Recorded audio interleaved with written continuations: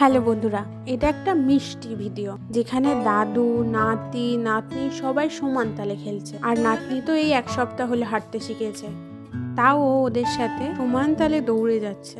আর এটা হলো ছোট্ট খেলার বিকাল, যেখানে তিনজনা একসাথে হয়ে একদম মাতিয়ে তুলেছে বিকেলটাকে। ওদের খেলতে যতটা না মজা লাগছে, মনে হচ্ছে যেন আমাদের দেখতে বেশি মজা লাগছে। আর ছোটটা তো ধুপ ধুপ করে পড়েই যাচ্ছে, কিন্তু ওর খেলার আনন্দটা কমছেই না। তো এখানে দুটো বাচ্চার জন্য দুটো বল বের করা হয়েছে, বড়টার জন্য বড় আর ছোটটার জন্য ছোটটা। কিন্তু আমার মেয়ে সেটা তো বোঝে না, যখন যেটা সামনে পাচ্ছে সেটা নিয়েই খেলা শুরু করে দিচ্ছে। ফুটবলটাকে পা দিয়ে খেলছে আর ছোটটাকে হাত দিয়ে ছুঁড়ে ফেলছে। আর দিদুন বাড়ির উঠোন পেয়ে এরা দুই নাতি নাতনি খুবই মজা করছে। আর এই মজাটাকে ক্যামেরাবন্দি করছি আমি।